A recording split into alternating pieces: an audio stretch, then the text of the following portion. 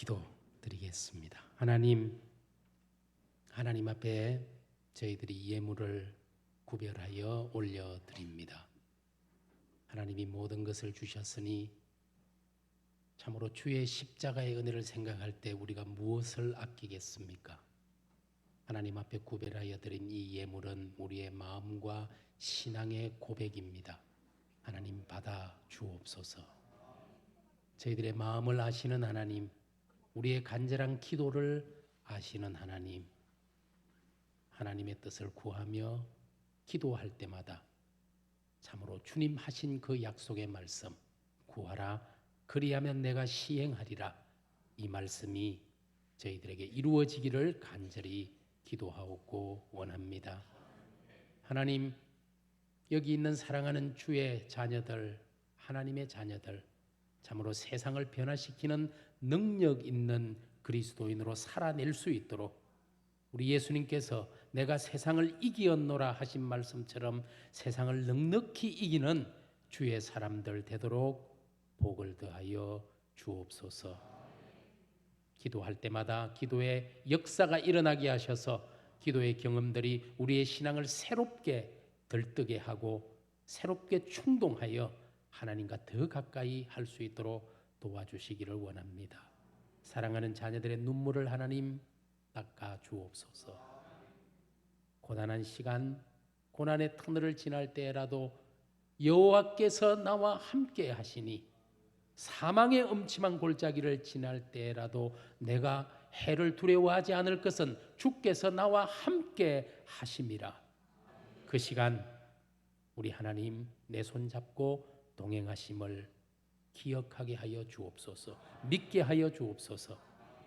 세상을 이기는 성도들로 살아내게 하여 주옵소서. 주님, 교회를 하나님 보옵소서. 어떻게 하면 하나님의 뜻에 합당한 교회, 하나님의 마음을 기쁘게 하는 교회가 되겠습니까? 오늘 저희들로 하여금 참으로 그리스도의 몸인 교회에 합당한 성도들, 합당한 공동체 되도록 은혜 내려 주옵소서. 우리 주 예수님의 이름으로 축복하며 간절히 기도하옵나이다. 아멘. 네, 오늘 세 번째 날, 교회는 그의 몸이니, 우리 교회는 그리스도의 몸이죠. 어떻게 하면 그리스도의 법이 우리 안에, 우리 공동체 교회 안에 이루어질 수 있을까요? 오늘 갈라디아서의 말씀을 중심으로 함께 살펴보고자 합니다. 우리가 오늘 함께 읽은 서신서 갈라디아서는 사실 굉장히 짧은 책입니다. 전부 다 해도 6장 149절밖에 되지 않습니다. 넘겨보면은 한 3장 넘기면은 끝인데요.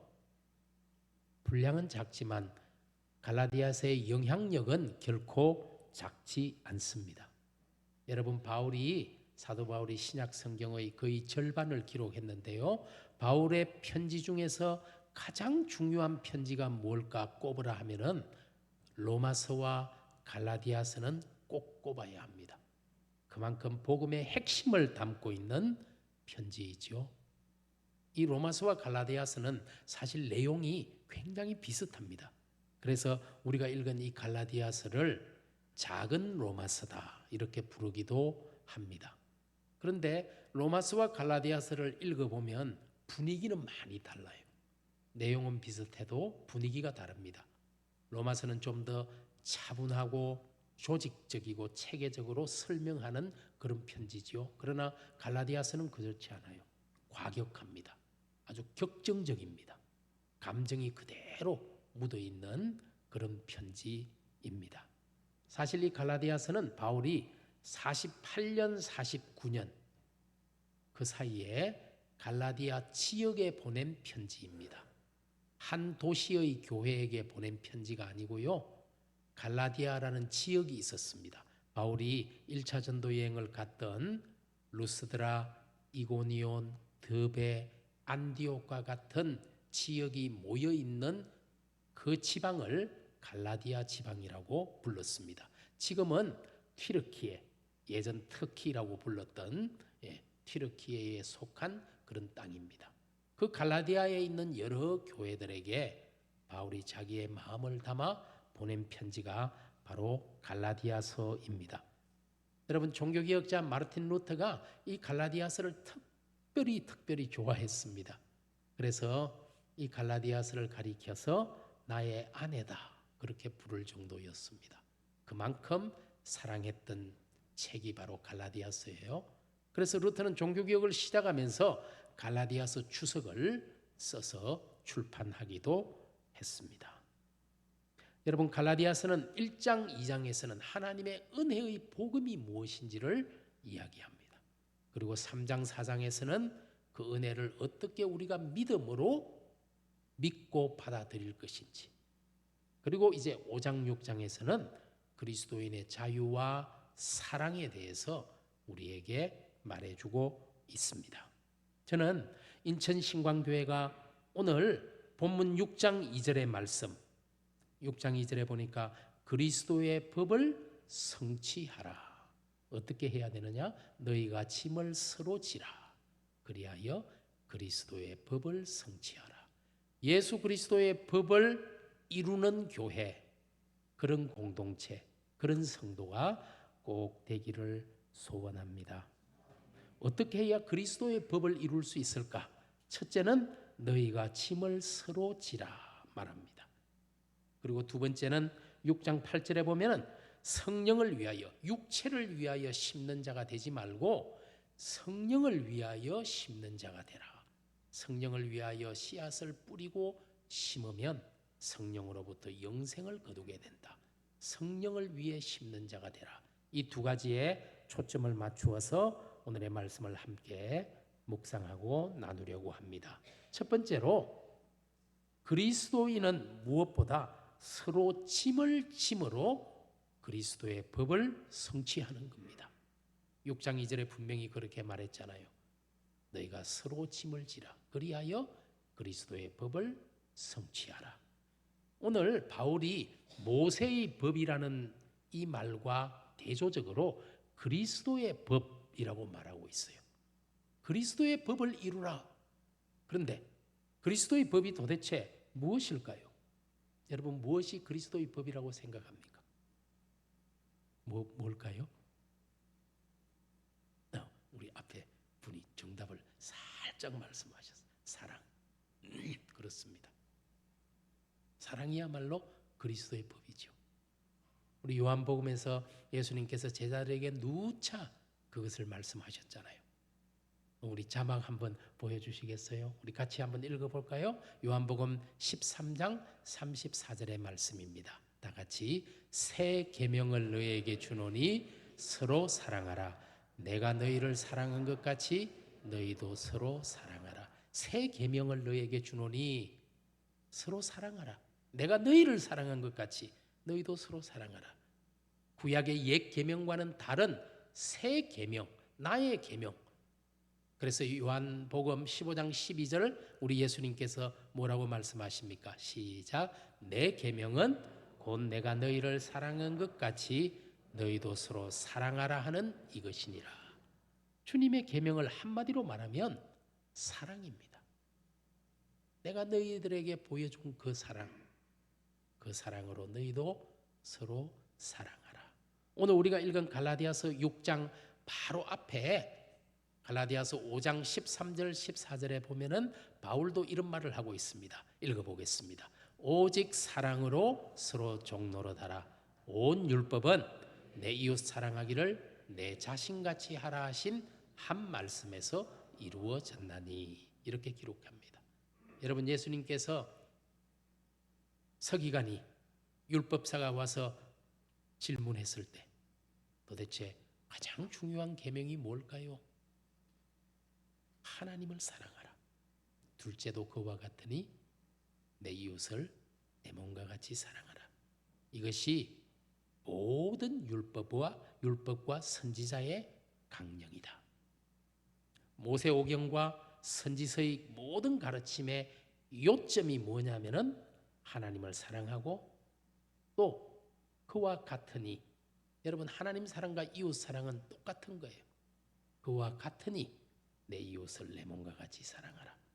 온 율법은 내 이웃을 내 몸같이 사랑하라 하는 한 말씀에서 다 이루어졌다라고 바울이 다시 한번 확인하고 있는 것입니다. 오늘 그리스도의 법은 두말할 것 없이 사랑입니다. 사랑이야말로 모세의 율법의 완성입니다. 그래서 너희가 침을 서로 지라. 서로 사랑해서 사랑으로 서로의 짐을 나누어 질 때 그리스도의 법을 이루게 되고 성취하게 되는 역사가 일어난다고 말합니다. 여러분, 그리스도 교회의 놀라운 진리 가운데 하나가 그리스도 안에서 모든 사람이 동일한 하나님의 자녀요 형제 자매라는 사실입니다. 여러분, 그리스도교는 개인주의 종교가 아니라 공동체 신앙입니다. 예수 그리스도 안에서는 우리가 한 피바다 한 몸 이룬 형제여 자매들이여 찬송도 있잖아요.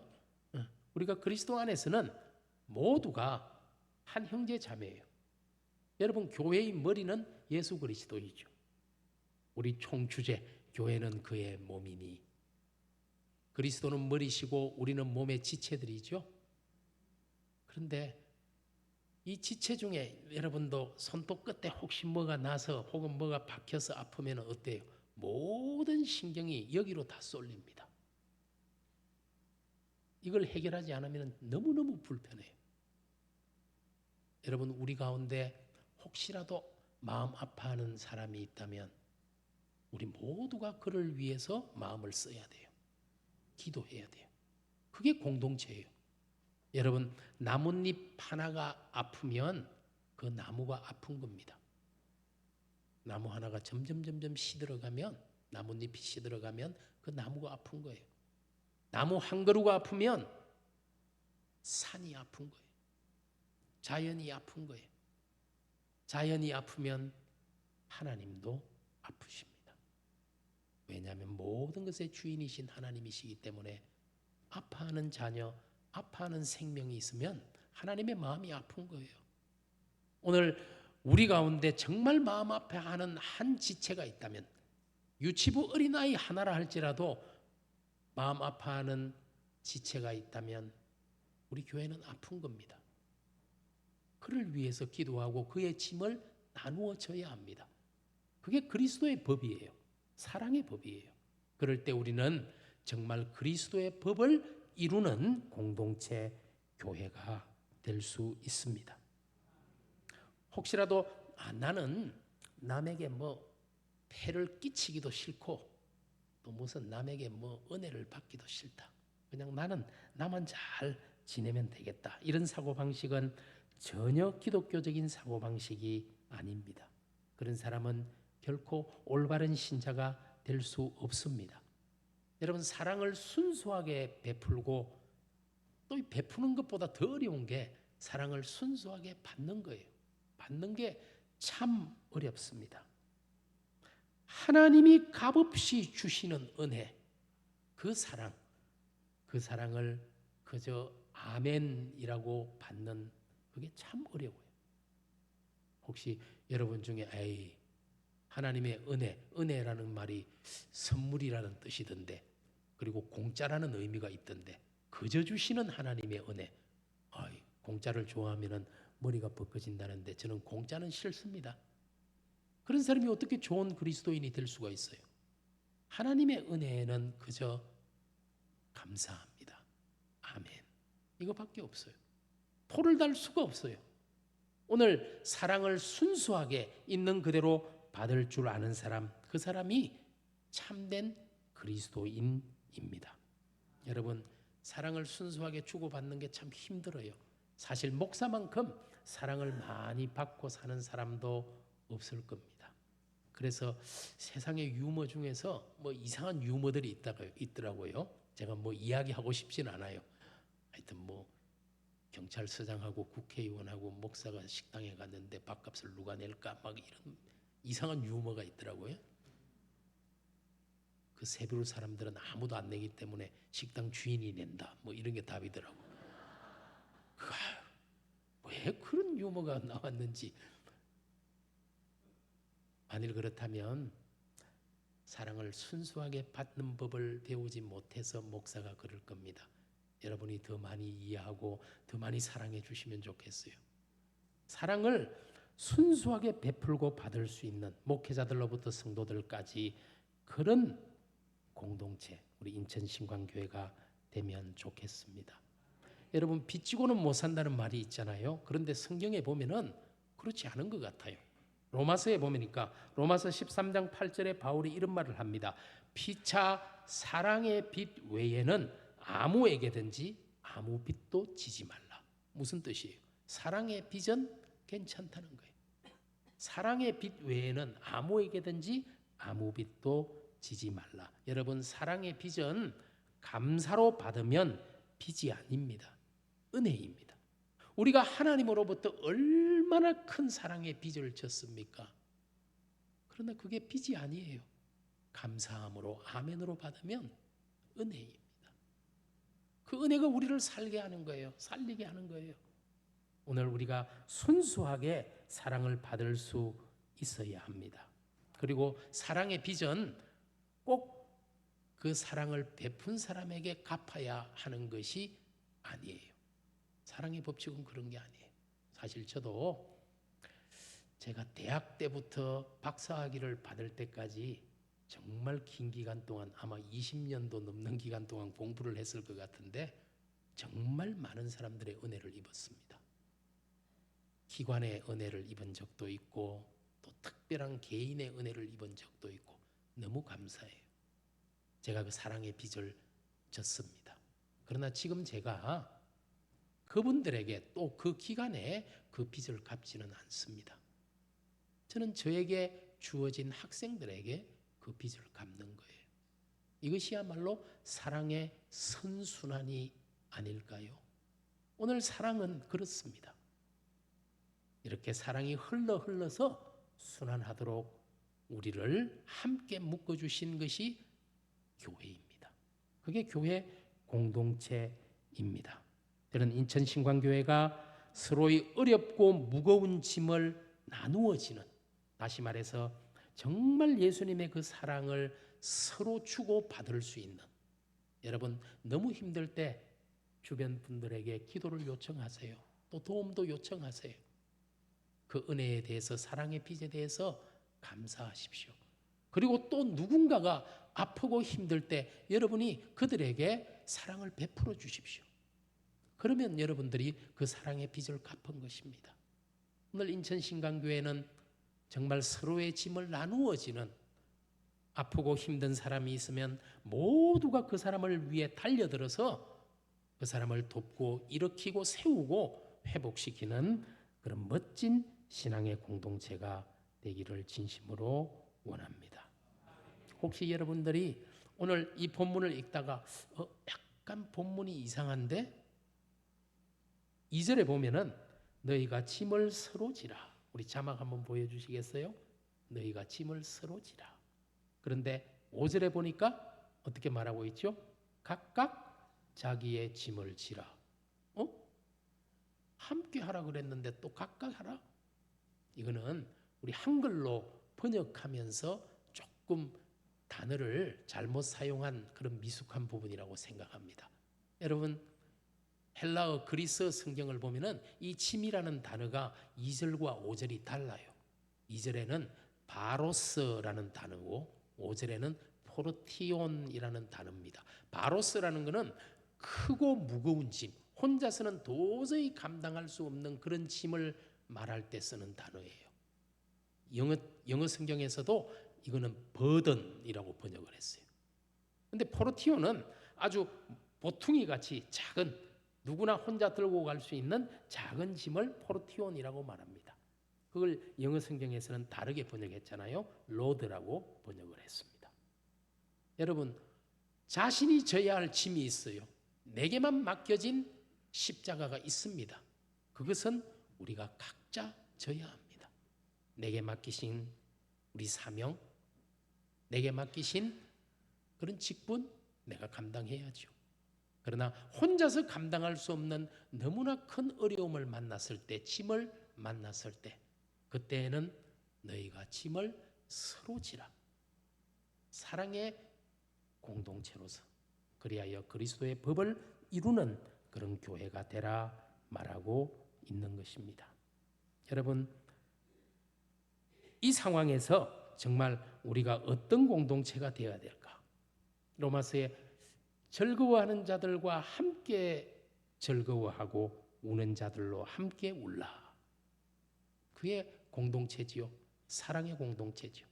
어느 교회는 보니까 월간 소식지가 있는데 함절함울이더라고. 제목이. 함께 즐거워하고 함께 울라. 요새 워낙 약자를 좋아하니까 그게 월간 이제 소식지의 제목인 것을 봤습니다. 여러분, 서로의 기쁨과 슬픔을 함께 나누는 것. 여러분, 교회라는 공동체는 한 사람의 100걸음보다도 100사람의 한 걸음이 더 소중한 곳이 바로 교회 공동체예요. 한 사람도 소외되지 않고 한 사람도 마음의 상처 입지 않고 건강하게 신앙생활할 수 있는, 그러므로 우리가 짐을 나누어지는 그런 공동체, 우리 공동체가 꼭 될 수 있기를 주님 이름으로 축복합니다. 두 번째로, 그리스도인은 서로의 짐을 나누어질 뿐만 아니라 또한 성령을 위하여 선한 씨앗을 심는 사람들입니다. 여러분, 사실 성령을 위하여 씨앗을 심는다. 오늘 바울이 육체를 위해서 심는 자는 육체로부터 썩어질 것을 거둘 수밖에 없고, 성령을 위하여 심는 자는 성령으로부터 영생을 거두게 된다. 이렇게 분명히 말하고 있습니다. 이게 법칙이에요. 어떻게 보면은 여러분, 바울이 오늘 성경 본문에서 우리에게 진짜 변하지 않는 법칙 하나를 말해주고 있는데 7절에 있는 법칙이죠. 7절 말씀해 보니까 사람이 무엇으로 심든지 그대로 거두리라. 이거야말로 진짜 만고불변의 법칙이에요. 콩 심으면 콩 나는 겁니다. 팥 심으면 팥이 나는 거예요. 작게 심으면 작게 거두고 많이 심으면 많이 거두는 겁니다. 그런데 거두는 시기는 빠를 수도 있고 어쩌면 늦을 수도 있어요. 하지만 분명한 것은 심은 대로 거둔다는 것은 변할 수 없는 사실이에요. 여러분들의 육체를 위하여 욕심을 심으면 육체로부터 결국은 썩어질 것들을 거둘 수밖에 없어요. 그러나 하나님을 위하여, 성령을 위하여 우리가 무언가를 심는다면 성령으로부터 영원한 것을 거두게 된다는 이 법칙은 무엇이든지 심는 대로 거두리라, 이 말씀에 그대로 부합되는 법칙입니다. 그런데 하다 보면은 분명히 내가 기도의 씨앗을 심었는데 응답이 없어, 열매가 없어, 힘들어요, 낭망해요. 하지만 여러분, 낙담하지 마십시오. 그래서 오늘 바울이 갈라디아 교인들에게 부탁합니다. 9절의 말씀, 우리가 선을 행하되 낙심하지 말지니. 뿌린 것이 왜 이렇게 빨리 열매가 없나? 그럴 수 있어요. 그런데 낙심하지 마십시오. 때가 이름에 거두리라. 하나님은 반드시 거두게 하시는 하나님이신 줄 믿으시기를 바랍니다. 유아스러운 사람들은 자꾸 이 법칙을 무시하려고 그래요. 요행이라는 걸 바래요. 제가 지금 좀 높은 데 살고 있습니다. 어떻게 하다 보니까 아파트 28층에 살고 있는데, 제가 아무리 기도 많이 했다 그래서 아파트 28층에서 뛰어내리면 안 돼요. 왜냐하면 중력의 법칙이라는 게 있어요. 무거운 물건은 꼭 땅으로 떨어지는 하나님의 중력의 법칙이라는 게 있어서 안 돼요. 그렇게 하면. 물론 하나님은 모든 것을 하시겠지만, 그래서 사탄도 예수님을 시험할 때 높은 산에서 뛰어내려봐 자꾸 이따위 시험을 하고 있는데, 쓸데없는 소리 하지 마. 예수님께서 말씀으로 그냥 물리쳐 버렸잖아요. 여러분, 자꾸 계란으로 바위를 치면 바위가 깨지지 않을까? 그렇지 않아요. 계란이 자꾸 깨져요.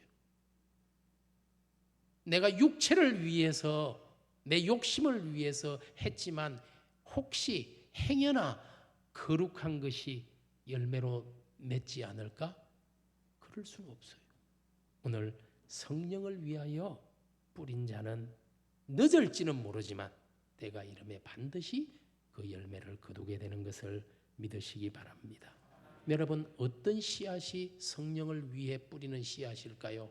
저는 오늘 세 가지를 말씀드리려고 합니다. 첫째는 여러분, 우리 말씀의 씨앗을 뿌립시다. 하나님의 말씀의 씨앗을 부지런히 뿌려봅시다. 여러분, 말씀을 읽고 또 말씀대로 살아가기 위해서 최선의 노력을 다하는 그것이 오늘 우리가 성령을 위하여 뿌리는 씨앗입니다. 오늘 여러분들, 말씀과 기도는 우리 신앙생활의 가장 기본이에요. 기본이 가장 중요하죠. 여러분, 바울이 자기 영적인 아들 디모데에게 편지하면서 디모데서에서 뭐라고 말합니까? 말씀과 기도로 거룩하여 지민이라.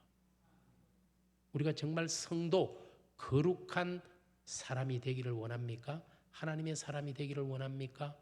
다른 방법은 없어요. 말씀과 기도로 거룩하여 지민이라. 말씀의 씨앗을 뿌려야 합니다.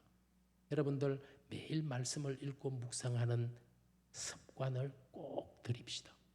아마 그렇게 큐티를 하고 서로 구역에서 셀로 많이 하고 있겠지만 그 기쁨을 놓치지 마세요. 우리가 조금씩 읽는 이 말씀이 뭐가 별게 있겠나? 아니요. 1년만 지나면 훌쩍 성장해 있는 내 신앙을 보게 될 겁니다. 말씀을 사랑해야 해요.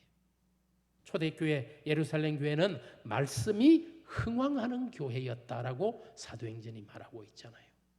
하나님의 말씀의 힘이 없이는 우리가 어떻게 이 세상을 넉넉히 이기는 그리스도인이 될 수 있겠습니까? 여러분, 매일매일 말씀의 씨앗을 뿌릴 수 있는 저와 여러분이 되면 좋겠습니다. 그리고 요즘 현대의 이 전도의 열기가 많이 식었잖아요. 하지만 하나님의 말씀을 내 주위에 있는 분들에게도 뿌립시다. 내 말재주에 의지할 필요 없어요. 하나님의 말씀은 살았고 운동력이 있어 우리의 모든 것들을 변화시킬 수 있는 능력의 말씀이니 하나님께 맡기고 우리의 책임은 씨앗을 뿌리는 거예요. 말씀의 씨앗을 뿌리면 열매 맺게 하시는 것은 하나님의 일입니다. 하나님이 분명 역사해 주실 줄로 믿습니다.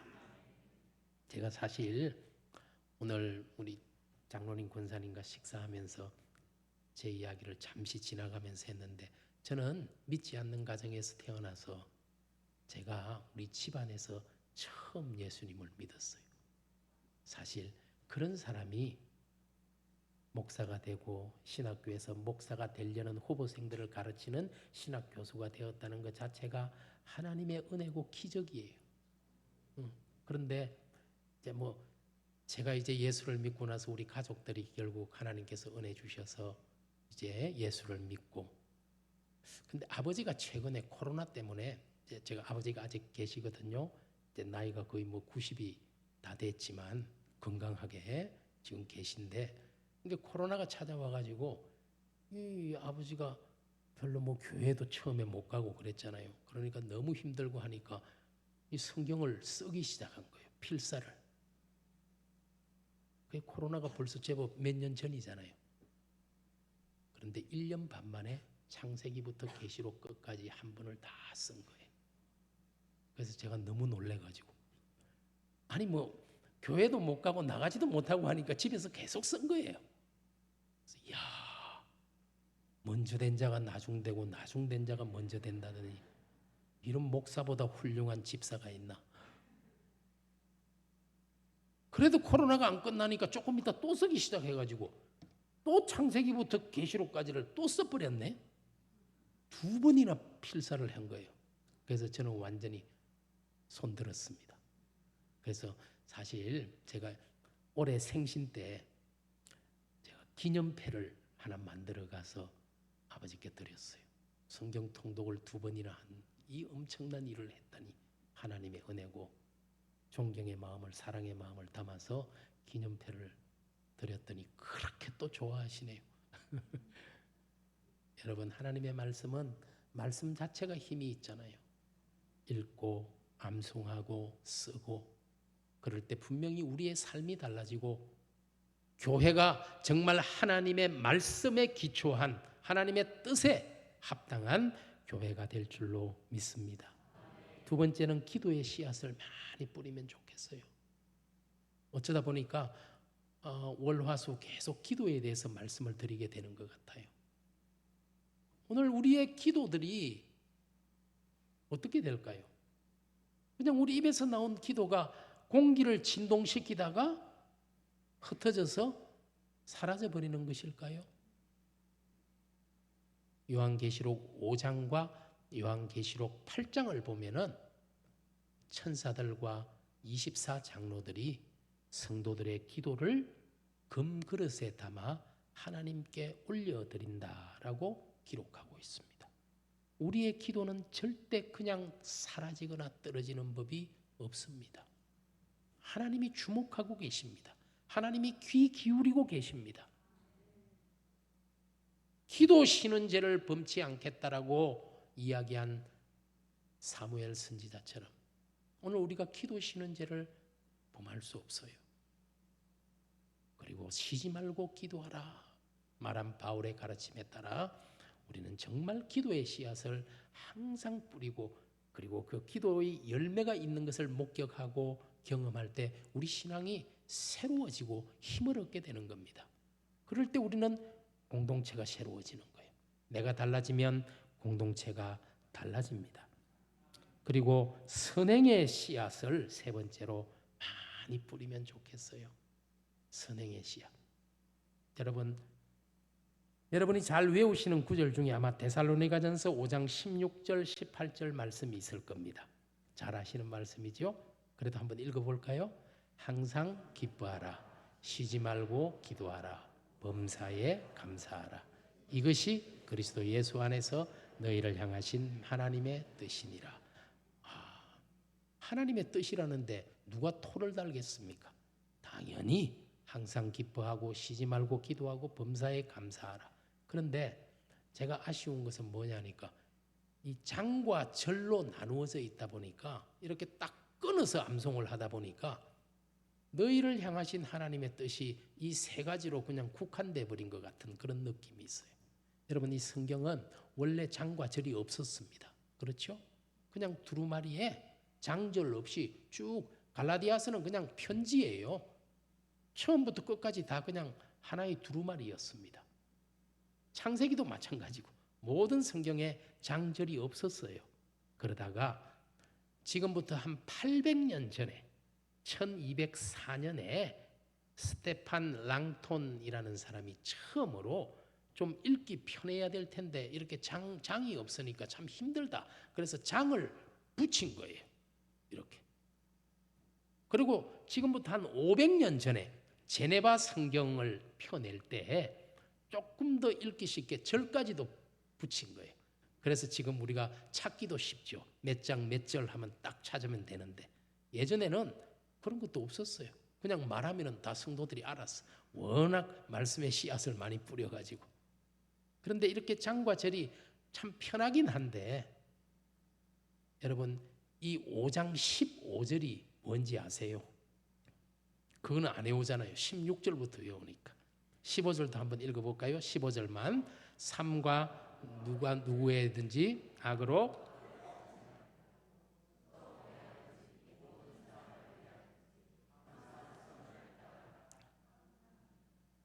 항상 선을 따르라. 제가 일부러 빨갛게 해놨는데 저게 사실은 다 연결되어 있던 거거든.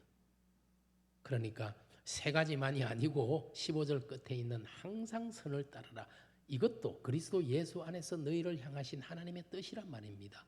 우리가 언제나 선행의 씨앗을 뿌려야 합니다. 사람들이 막 이상한 이야기를 해요.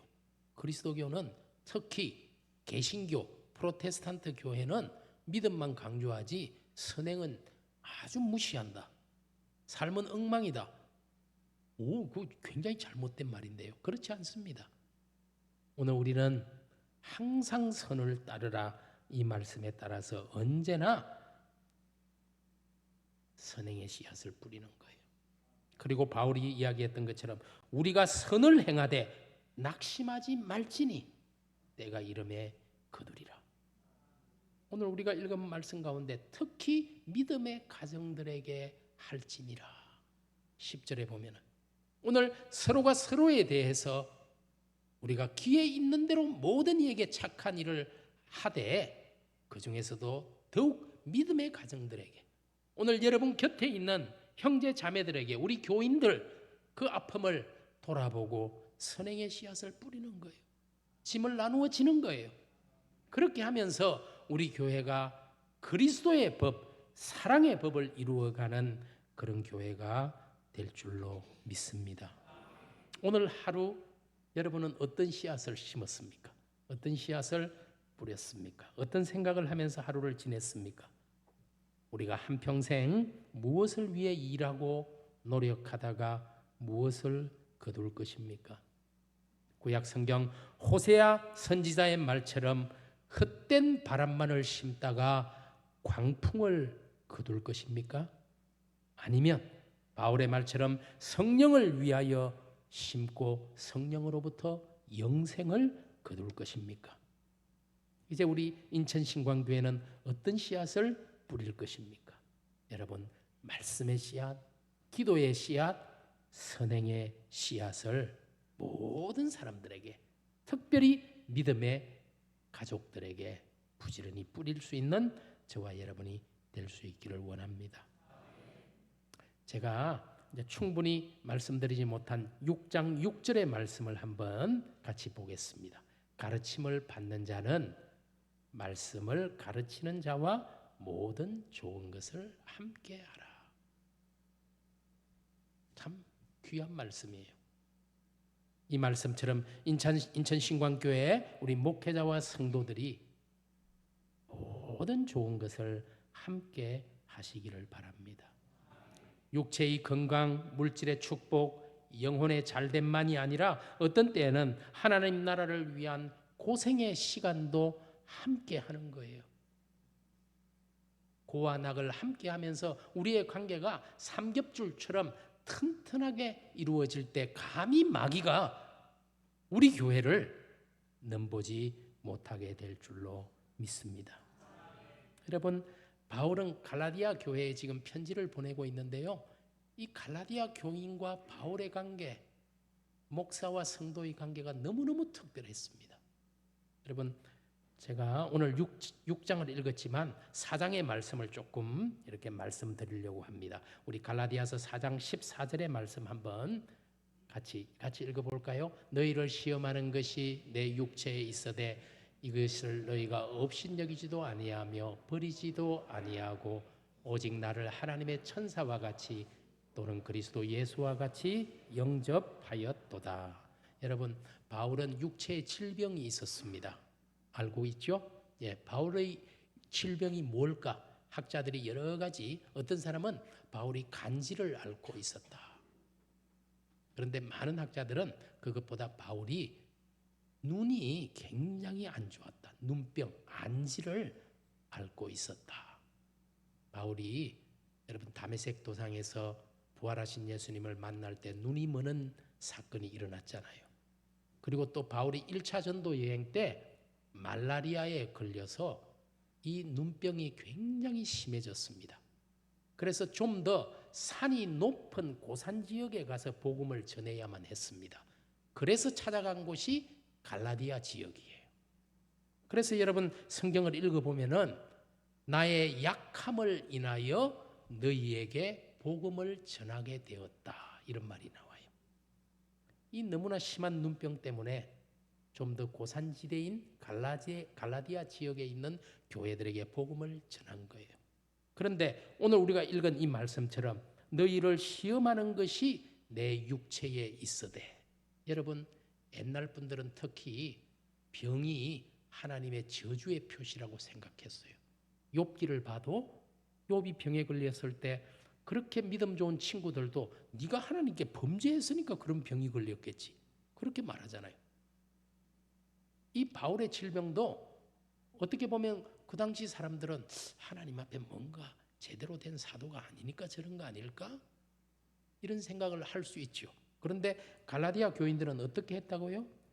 너희를 시험하는 것이 내 육체에 있으되 이것을 너희가 업신여기지도 아니하며 버리지도 아니하고 오히려 어떻게 했어요? 오직 나를 하나님의 천사와 같이 또는 그리스도 예수와 같이 영접하였도다. 정말 대단한 성도들이 아닙니까? 저는 지금 여러분들에게 목회자를 무슨 천사와 같이 예수 그리스도와 같이 대하라고 이야기하는 건 아닙니다. 바울은 천사도 아니었고 예수 그리스도는 더더욱 아니었지요. 여러분, 바울은 키도 작고 대머리고 병도 있고 늙고 흠모할 만한 것이 아무것도 없어요. 그런데 왜 갈라디아 교인들이 바울을 그렇게 대했을까요? 천사처럼 예수 그리스도처럼. 왜냐하면 말씀의 진실성이 있었기 때문이에요. 여러분, 목사는 기본적으로 말씀의 사역자입니다.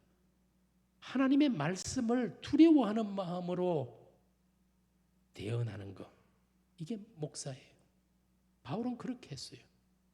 하나님의 말씀을 정말 두려운 마음으로 성도들에게 가르치고 전하고, 교인들이 듣기 좋아하는 설교하는 게 좋은 설교자가 아닙니다. 하나님이 원하는 말씀을 전하는 설교자가 좋은 설교자예요. 오늘 여러분들이 목회자를 평가할 때는 얼마나 하나님의 말씀을 진실하게 전하고 있는가, 그게 기준이어야지 얼마나 내가 듣기에 좋은 말을 하고 있나 이런 걸로 평가하면 큰일 나는 거예요. 오늘 갈라디아 교인들은 바울이 전하는 그 복음의 진실성을 믿고 듣고 확신했기 때문에 천사와 같이, 정말 예수 그리스도와 같이 대했다는 것이죠. 그렇습니다. 목회자는 여러분 만능 탤런트도 아닙니다. 제주꾼도 아니에요. 여러분과 동일한 연약한 그릇입니다. 그래서 여러분들이 특별히 목회자를 위해서 많이 기도해 주셔야 돼요. 말씀의 가르침을 받는 자는 말씀을 가르치는 자와 모든 좋은 것을 함께하라. 힘들 때에도, 그 어려운 시간에도 여러분이 함께 해주고 기도해주고 지지해줄, 그럴 때에 더 성숙한 주님의 사역자가 분명히 될 수 있을 겁니다. 저는 오늘 한국 교회가 혹시라도 목회자와 성도 간의 신뢰와 사랑이 무너진 것이 아닌가 싶어 두려울 때가 있습니다. 목사와 성도들이 서로를 신뢰하고 믿지 못하는데 어떻게 교회다운 공동체, 그리스도의 법을 이루는 교회가 될 수 있겠습니까? 여러분, 갈라디아서 4장 15절의 말씀을 한번 볼까요? 바울이 말합니다. 너희의 복이 지금 어디 있느냐? 내가 너희에게 증언하노니 너희가 할 수만 있었더라면 너희의 눈이라도 빼어 나에게 주었으리라. 심한 눈병을 안고 있는 바울을 위해 갈라디아 교인들은 자신들의 눈이라도 빼어서 바울에게 주고 싶어 했다는 거예요. 세상에 이런 사람들이 어디 있겠어요? 이런 바울이 얼마나 행복한 목회자였는지, 그만큼 바울을 사랑했던 것입니다. 그런데 바울은 갈라디아 성도들에게 어떤 목회자였을까요?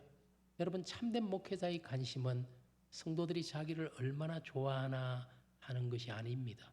그게 되어서는 안 돼요. 오늘 바울이 말하는 바, 우리 자막 한번 보여주시겠어요? 우리 19절의 말씀 다 같이 한번 읽어보겠습니다. 나의 자녀들아, 너희 속에 그리스도의 형상을 이루기까지 다시 너희를 위하여 해산하는 수고를 하노니. 여러분, 갈라디아에 거짓 교사들이 찾아온 거예요.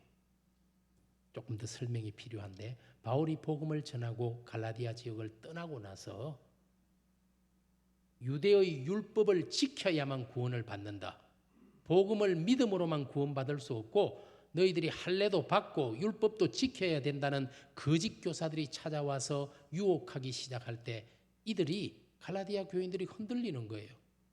그래서 여러분, 바울이 너무나 안타까운 마음으로, 세상에 너희들이 그 받은 복음을 어떻게 하고 다시 율법으로 돌아가려고 하느냐? 내가 너희를 위하여 다시 해산하는 수고를 하겠다. 너희 속에 그리스도의 형상을 이루기까지 너희를 위해 다시 해산하는 고통을 또다시 감당하겠다. 저는 이것이 목회자의 관심이 되어야 한다고 생각합니다. 정말 예수 그리스도의 형상이 우리 교인들 속에 이루어질 때까지. 그런데 목회자로서 저는 참 부끄러워요. 내 속에도 그리스도의 형상을 이루지 못하고 교인들에게 그리스도의 형상을 이루라고. 오늘 내가 정말 하나님 앞에 진실한 목자인가? 싹구는 자신의 이익을 위하여 양을 이용하고 양을 먹이는 것이 아니라 양을 먹는 자들입니다. 그러나 바울은 그렇지 않았습니다. 하나님의 복음을 들고 정말 예수 그리스도의 그 장성한 분량이 내 속에 성도들 가운데 이루어질 때까지 필요하다면 해산의 고통을 내가 감당하겠다. 저는 바울이 너무나 부럽습니다. 그리고 바울 앞에 서면 작아지고 부끄럽습니다. 여러분들, 우리 성도님들이 이 땅의 목회자들 행여 그리스도보다 자기를 드러내지 않도록 해산하는 고통을 받기보다 편안하고 거창한 목회만을 꿈꾸지 않도록 여러분이 함께 기도해 주시면 좋겠습니다. 오늘 우리가 정말 그리스도의 법이 이루어지는 교회 공동체가 되기를 원하면 목회자와 성도의 관계가 사랑과 신뢰의 관계가 되어야 합니다. 그럴 때만 정말 이 교회 안에 하나님의 역사가 이루어질 것입니다. 우리 동양의 고사성어 중에 괄목상대라는 말이 있습니다. 괄목상대. 비빌 괄목, 눈을 비비고 상대를 바라본다. 군자는 모름지기 3일만 보지 않고 3일 후에 만나도 눈을 비비고 봐야 할 만큼 달라져 있어야 한다. 이런 뜻이죠. 어제보다 오늘, 오늘보다 내일이 다른 그리스도인.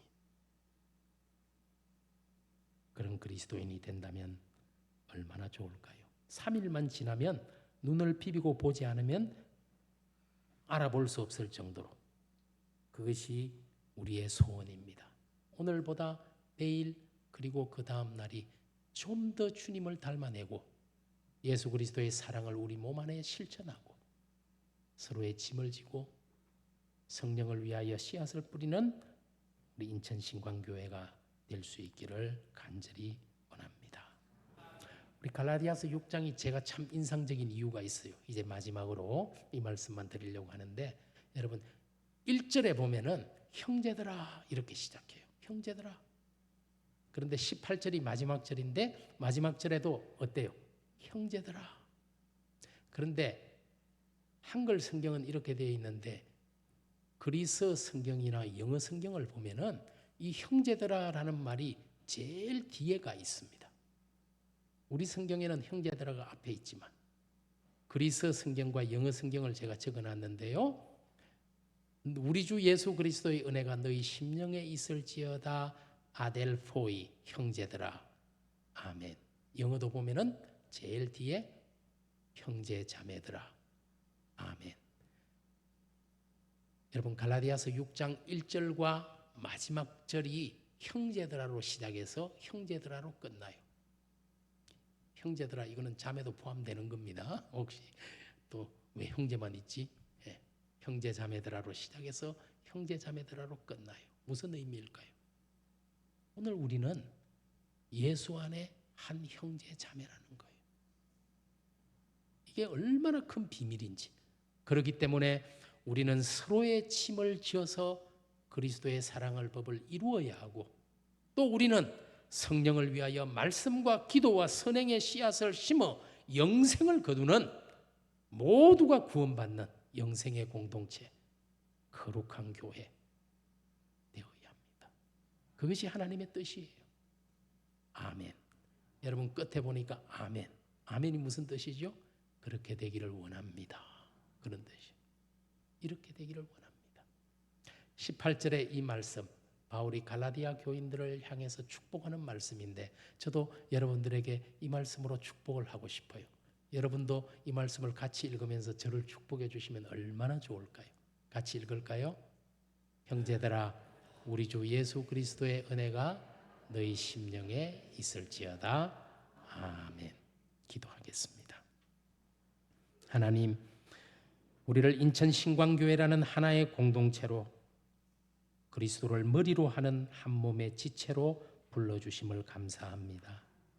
우리 가운데 연약한 지체들이 있다면 그 형제 자매의 무거운 짐을 서로 지고 함께 질 수 있도록 하옵소서. 교회에 어려움이 있을 때 더욱 서로를 위하는 확장된 가족이 되게 하옵소서. 하나님, 지금까지 나를 위하여 육신을 위하여 살았다면 이제는 성령으로 살고 성령으로 행하고 성령으로 심는 자 되게 하옵소서. 우리 인천신광교회에 그리스도의 사랑의 법이, 성령의 법이 온전히 이루어지게 하여 주옵소서. 예수님의 이름으로 기도드립니다. 아멘.